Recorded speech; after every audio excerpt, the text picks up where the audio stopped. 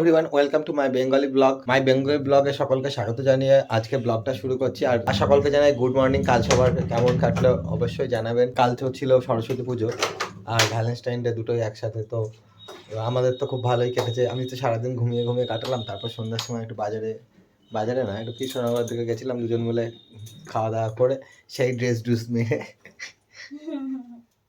উদ্ভট জামা কাপড় পরে কালকে বেরিয়েছিলাম।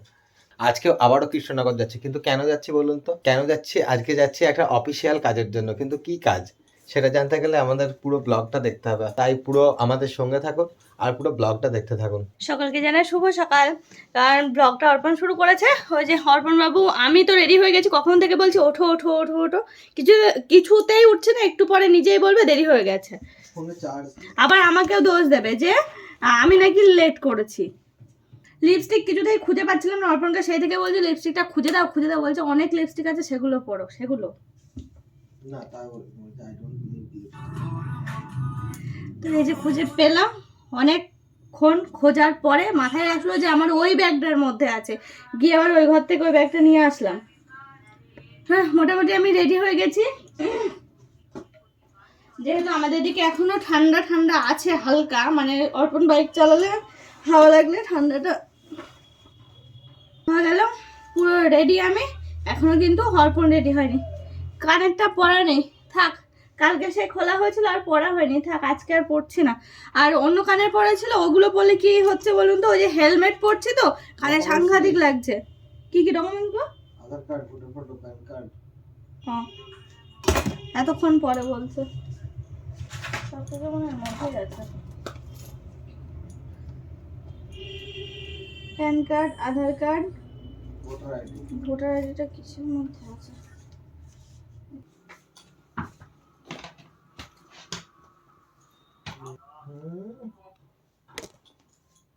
তাও খারাপ বলবে না, বলাটা উচিত। তুই ওর মতো কজন আছে বলছি। আমি পার্স টার্স ব্যাগটা কিচ্ছু নেবো না, না কি বলছো? জলের বোতল নিতে লাগবে একটা, 1900 টাকা দাও। কি জলের বোতল? রেডি? তুমি ওইটাই পরে যাচ্ছ, আসার সময় যদি ঠান্ডা বিকাল হয়ে যায়। এই ভয়টা কেটেছে। হ্যাঁ, আস্তে আস্তে ঠিক হবে। তুই মাছ কিনে খাও।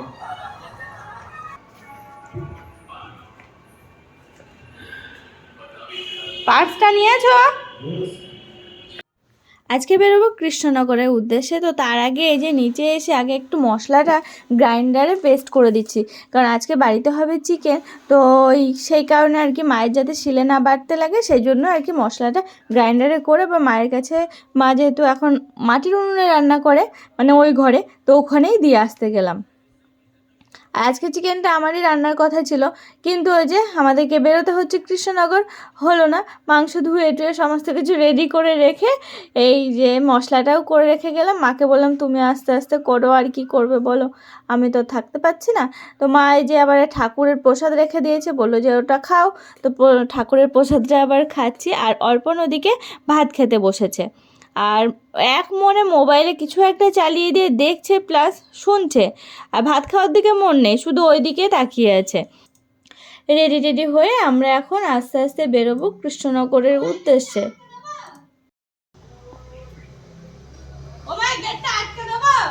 হ্যাঁ,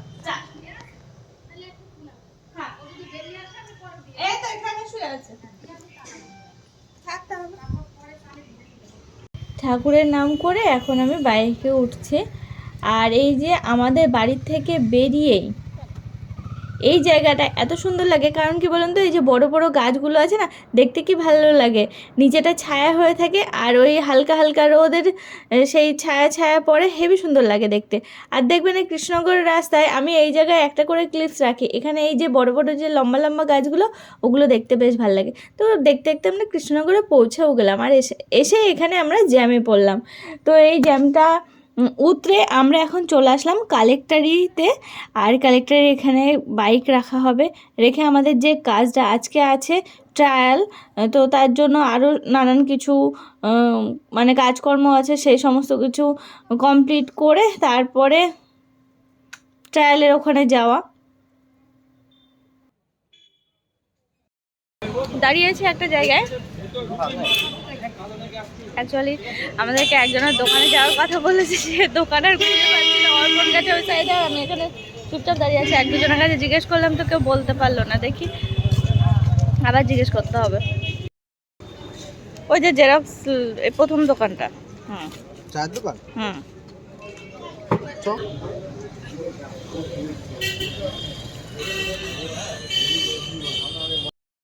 ব্যস্ত। অর্পণ গেল কয়েকটা ডকুমেন্ট জেরক্স করতে হবে, তার জন্য আমি এখানে বসে রইলাম।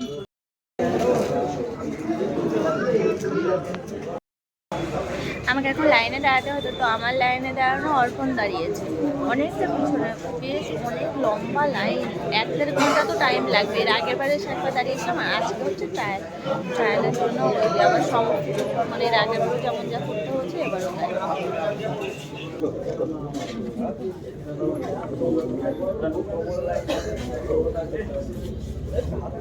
ট্রায়ালের জন্য মাঠে যেতে হবে, কিন্তু তার আগে ডকুমেন্ট ভেরিফাই হবে, তার জন্য বিরাট বড় লাইন, প্রায় 1 থেকে 1.5 ঘন্টা টাইম লাগবে, দেখে বোঝা যাচ্ছে। প্রথমে অর্পণ দাঁড়ালো বেশ কিছুটা এগিয়ে এসে, তারপরে আমি গিয়ে দাঁড়ালাম, কারণ আজকে হচ্ছে আমার জন্য অর্পণের আসা, আর অর্পণের ভাইয়ের অলরেডি হয়ে গেছে। টাকা টাকা হাই কর। Hello guys.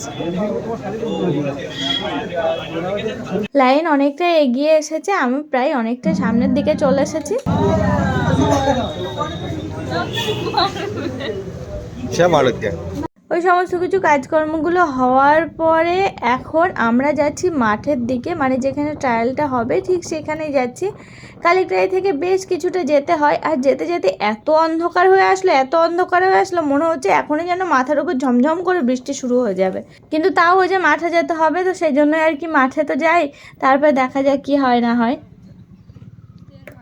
চলে আসলাম মাঠে, তবে মানুষজন বেশ ভালোই দেখতে পাচ্ছি। এখানে মাত্র একটা দোকান রয়েছে, আর আগে আমি একবার এসেছিলাম দিদির সঙ্গে, দিদি সেবার লাইসেন্স করা ছিল, মানে এখানে ট্রায়ালের ব্যাপার ছিল, সেই সময় এসেছিলাম, আর আজকে আসলাম। তবে ট্রায়ালের জন্য যারা যারা এসেছিল সবাই দেখছি যে ফিরে যাচ্ছে বলতে, ওই যে একটা দোকান দেখালাম না, ওখানে গিয়ে দাঁড়াচ্ছে সবাই, কারণ ঝমঝম করে বৃষ্টি আসবে দেখেই মনে হচ্ছে পুরো অন্ধকার হয়ে এসেছে। তো আমরাও ওদের পিছন আমরাও গেলাম। আর এই মাঠ দিয়ে কতগুলো ছাগল দৌড়ে দৌড়ে যাচ্ছে, দেখতে কি ভালো লাগলো। সব জায়গায় তো আর ভিডিও করাটা শোভা পায় না, বা করাও যায় না, তো সেই জন্য আমরা সমস্ত কিছু দেখাতে পারলাম না আপনাদেরকে। তো আমরা আবার ফিরে আসলাম, তবে বৃষ্টিটা এখনও হয়নি। ফিরে আসলাম বলতে আমাদের ট্রায়াল কমপ্লিট হয়ে গেছে, আমরা এখন বাড়ির দিকে রওনা হচ্ছি। তবে এবার মনে হচ্ছে বৃষ্টিকে আর থামাতে পারলাম না, বা বৃষ্টি আর থামতে পারলো না, কারণ দেখুন বৃষ্টি শুরু হয়ে গেছে অলরেডি। আমরা তো যে ফ্লাইওভারের নিচে এখানে এসে দাঁড়ালাম, মানে আমাদের মতো অনেকে এসে দাঁড়িয়ে আছে, এখানে প্রচুর গাড়ি।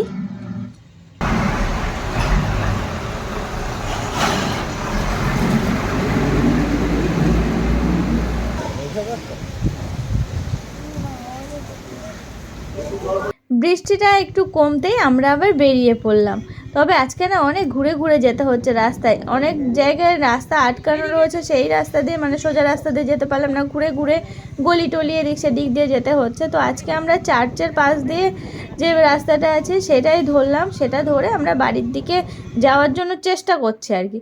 তারপর অনেকটা এগিয়েও এসেছি, আর এদিকে এসে তো দেখছি যে না ভালো বৃষ্টি হয়েছে, প্লাস রাস্তার দু সাইডের যে গাছপালা, সে গাছের পাতা পড়ে মনে হচ্ছে যেন ঝড় হয়েছে, মানে সেই তুমুল ঝড় হলে যেমন হয়, রাস্তাঘাট যেমন নোংরা হয়ে থাকে ঠিক সেই রকম লাগছে দেখতে। তবে ভালোই লাগছে, রাস্তাঘাট একটু ফাঁকা ফাঁকা, বৃষ্টি হয়েছে, খুব বেশি জোরে বাইক চালানো যায়নি, আস্তে আস্তেই চালিয়ে আসতে হচ্ছে। তাছাড়া পাশ দিয়ে যদি কোনো গাড়ি যায় সে আর দেখার উপায় থাকছে না, জল ছিটকে পুরো গা হাত পা ভর্তি হয়ে যাচ্ছে, সেই জন্য আমরা আস্তে আস্তে আর কি যাচ্ছি। আমাদের বাইকটার কি অবস্থা, আমার পিছন পুরো ভিজে যাচ্ছে।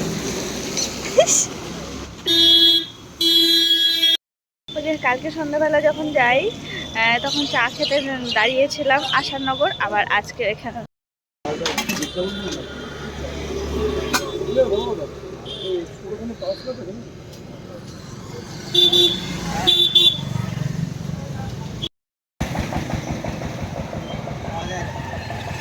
কোথায় খেয়েছিল আগে? এখানেই?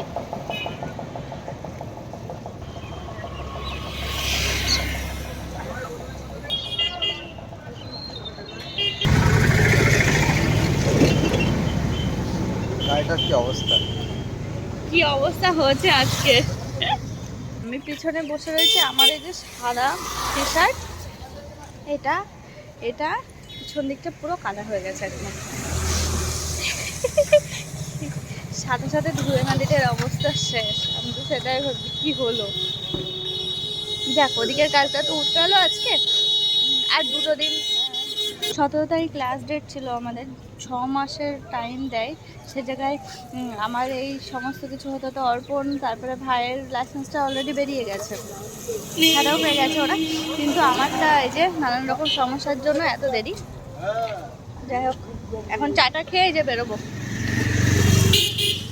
ভিজে গেছি পুরো, অর্পণ তো পুরো ভেজা। কতক্ষণ দাঁড়িয়ে থাকবো? অনেকক্ষণ দাঁড়িয়ে থেকে থেকে আর ভালো লাগলো না, যে বাড়ি যাই। হালকা হালকা বৃষ্টি পড়ছিল, তখনই বেরিয়ে এসেছি।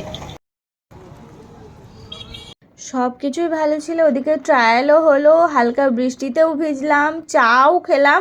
কিন্তু চা খেতে নেমে আমি দেখলাম যে আমার ড্রেসের অবস্থা পুরো একদম 12টা বেজে 13টায় ঝুলছে।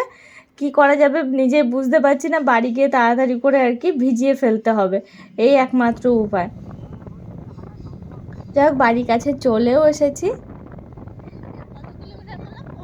আর আমাদের বাড়ির এখানে এসে তো মনে হচ্ছে যেন বিশাল জোরে ঝড় হচ্ছে, বিশাল জোরে ঝড় হচ্ছে।